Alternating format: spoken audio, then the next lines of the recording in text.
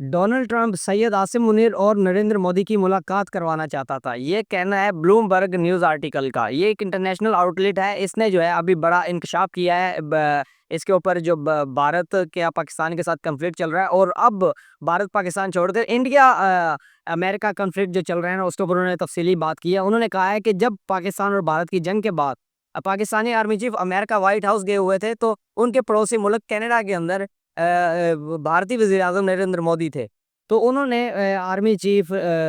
Donald Trump نے جو ہے وہ نریندر مودی کو فون کیا۔ اب اس کی ویریفیکیشن جو ہے نریندر مودی نے وہاں پر ایک جلسے کے دوران بھی بات کی ہے انڈیا کے اندر واپس آ کر۔ تو انہوں نے کہا کہ مجھے ڈونلڈ ٹرمپ نے بار بار فون کیا، لیکن میں نے اس سے ملاقات نہیں کی، میں آپ لوگوں کے جلسے کے لیے آ گیا۔ اب ہوگی کوئی اس کی ڈپلومیسی وغیرہ ہوگی۔ بہرحال جی، ان کا خدشہ یہ ہے اب اس نیوز آرٹیکل کے مطابق، بلومبرگ کے مطابق، کہ بھارتی وزیر اعظم کی آرمی چیف کے ساتھ ملاقات کروانے کا انہیں خدشہ تھا، اس لیے وہ بھارت سے ملاقات نہیں ہو، اور اس کو لے کر ان کے کنفلکٹ جو ہے مطلب بنیاد یہ بنی، اور پھر آگے چل کر جو ہے آپ کو پتا بھی ٹیرف وار جو چل رہی ہے، تو یہ آگے بڑھی۔ اچھا، انہوں نے یہ آرٹیکل دیا، اس کے اندر ایک چیز تو کلیئر ہوتی ہے کہ پاکستان کی خارجہ پالیسی کی انہوں نے تعریف کر دی، پاکستان کی جتنی بھی ڈپلومیسی چل رہی ہے اس کی تعریف ہو گئی، اور جو بنیاد تھی وہ سامنے آ گئی۔ پھر رائٹرز نے جو ہے وہ اس کو ایکسٹینڈ کرتے ہوئے بتایا کہ اب جو ہے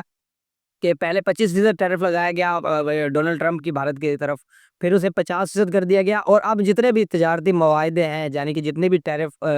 تجارت کی جاتی ہے، لین دین کیا جاتا ہے، اب اسے ہی منسوخ کر دیا گیا ہے۔ اب یہ بہت بڑا پریشر ہے بھارت کے اوپر، ظاہر ہے اگر یہ پریشر زیادہ بلڈ کیا گیا ہے تو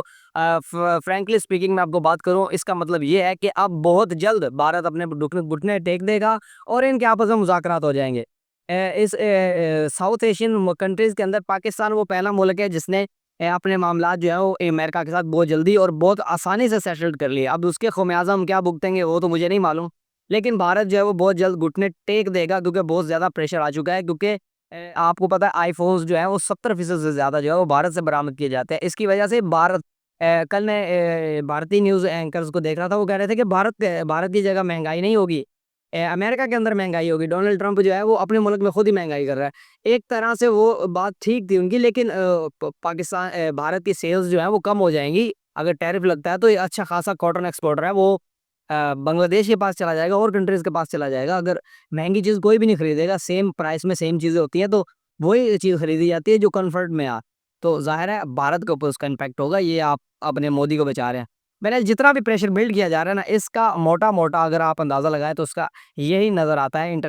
کہ اب بہت جلدی جو ہے وہ ان کے مذاکرات ہو جائیں گے، سیٹلمنٹ ہو جائے گی، کیونکہ بہت ہی زیادہ جو ہے پریشر بلڈ کر دیا گیا ہے، اور بھارت کے پاس الٹرنیٹ